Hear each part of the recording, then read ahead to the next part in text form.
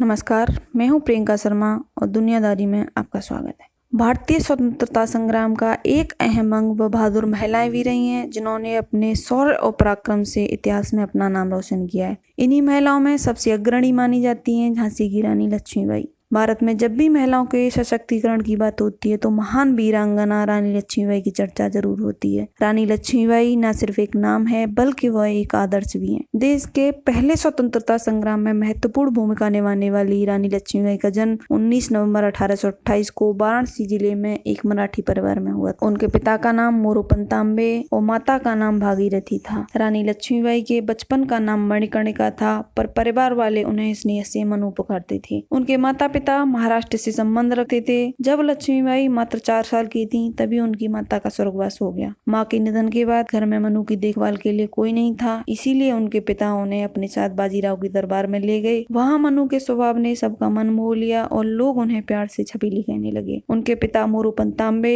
बिठूर के न्यायालय में पेशवा थे और इसी कारण वे इस कार्य से प्रभावित थी और उन्हें अन्य लड़कियों की अपेक्षा अधिक स्वतंत्रता भी प्राप्त थी। उनकी शिक्षा दीक्षा में पढ़ाई के साथ साथ आत्मरक्षा, घुड़सवारी, निशानेबाजी और घेराबंदी का प्रशिक्षण भी शामिल था। रानी लक्ष्मीबाई में अनेक विशेषताएं भी थीं, जैसे नियमित योगाभ्यास करना, धार्मिक कार्यों में रुचि रखना, सैन्य कार्यों में रुचि एवं निपुणता। उन्हें गुणों की अच्छी परख थी। रानी अपनी प्रजा का समुचित प्रकार से ध्यान रखती थी। गुनहगारों को उचित सजा देने की भी हिम्मत रखती थी। सन 1842 में उनका विवाह उत्तर भारत में स्थित झांसी राज्य के महाराज गंगाधर राव नेवलेकर के साथ हो गया। तब वे झांसी की रानी बनी। उस समय वे मात्र 14 वर्ष की थीं। विवाह के पश्चात ही उन्हें लक्ष्मीबाई नाम मिला। सन 1851 में उन्होंने एक पुत्र को जन्म दिया, जिसका नाम दामोदर राव रखा गया, परंतु दुर्भाग्यवश वह मात्र 4 माह ही जीवित रह सका। महाराज गंगाधर राव नेवलेकर अपने पुत्र की मृत्यु से कभी उबर ही नहीं पाए और सन 1853 में महाराज बहुत बीमार पड़ गए। तब उन दोनों ने मिलकर महाराज गंगाधर राव के भाई के पुत्र को गोद लिया और उसका नाम आनंद राव रखा गया, जिसे बाद में बदलकर दामोदर राव रखा गया। 21 नवंबर सन 1853 में महाराज गंगाधर राव नेवलेकर की मृत्यु हो गई। उस समय रानी की आयु मात्र 18 वर्ष थी, परंतु रानी ने अपना धैर्य और साहस नहीं खोया और बालक दामोदर की आयु कम होने के कारण राज्य काज का उत्तरदायित्व महारानी लक्ष्मीबाई ने स्वयं पर ले लिया। उस समय लॉर्ड डलहौजी गवर्नर था। उस समय यह नियम था कि शासन पर उत्तराधिकार का तभी हक होगा जब वह राजा का स्वयं का पुत्र होगा। यदि पुत्र न हो तो उसका राज ईस्ट इंडिया कंपनी में मिल जाएगा और राज्य परिवार को अपने खर्चों की पेंशन दी जाएगी। उनके महाराज की मृत्यु का फायदा उठाने की कोशिश की।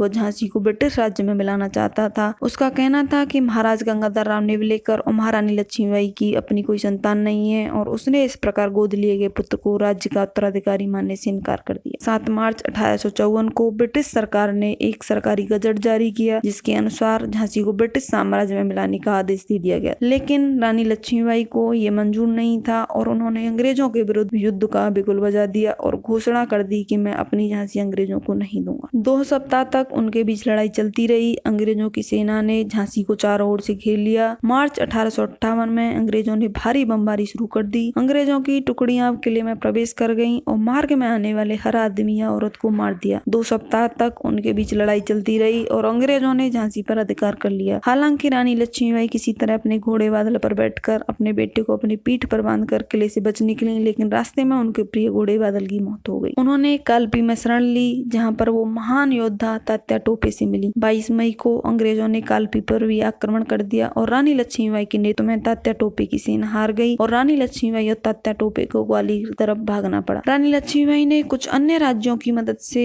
एक सेना तैयार की, जिसमें केवल पुरुष ही नहीं अपितु महिलाएं भी शामिल थीं, जिन्हें युद्ध में लड़ने के लिए प्रशिक्षण दिया गया था। उनकी सेना में अनेक महारथी भी थे, जैसे गुलाम खान, दोस्त खान, खुदाबख्श, सुंदर मुंदर, काशीबाई, लाला भाऊ बख्शी, मोतीबाई, दीवान रघुनाथ सिंह, दीवान जवाहर सिंह आदि। उनकी सेना में लगभग 14,000 सैनिक थे। युद्ध में हारने के पश्चात राव साहेब पेशवा, बंदा के नए नवाब तात्या टोपे, रानी लक्ष्मीबाई और अन्य मुख्य योद्धा गोपालपुर में एकत्र हुए। रानी ने ग्वालियर पर अधिकार प्राप्त करने का सुझाव दिया ताकि वे अपने लक्ष्य में सफल हो सकें और वही रानी लक्ष्मीबाई और तात्या टोपे ने इस प्रकार गठित एक विद्रोही सेना के साथ मिलकर ग्वालियर पर चढ़ाई कर दी। वहां इन्होंने ग्वालियर के महाराज को परास्त किया और रणनीतिक तरीके से ग्वालियर के किले पर जीत हासिल की और ग्वालियर ग्वालियर का राज्य पेशवा को सौंप दिया। 17 जून को फिर युद्ध हुआ। रानी के भयंकर प्रहारों से अंग्रेजों को पीछे हटना पड़ा। महारानी की विजय हुई, लेकिन 18 जून को यूरो स्वयं युद्ध भूमि में आ डटा। रानी लक्ष्मीबाई ने दामोदर राव को रामचंद्र देशमुख को सौंप दिया। सोन रेखा नाले को रानी का घोड़ा पार नहीं कर सका। वहीं एक सैनिक ने पीछे से रानी पर तलवार ऐसा जोरदार प्रहार किया कि उनके सिर का दाहिना भाग कट गया और आंख बाहर निकल आई। घायल होते हुए भी उन्होंने उस अंग्रेज सैनिक का काम तमाम कर दिया और फिर अपने प्राण त्याग दिए। 18 जून 1857 को बाबा गंगादास की कुटिया में, जहां इस वीर महारानी ने प्राण त्यागे, वहीं चिता बनाकर उनका अंतिम संस्कार किया गया। अगर आपको हमारी ये जानकारी अच्छी लगी हो तो आप हमारी वीडियो को लाइक और चैनल को सब्सक्राइब अवश्य करें।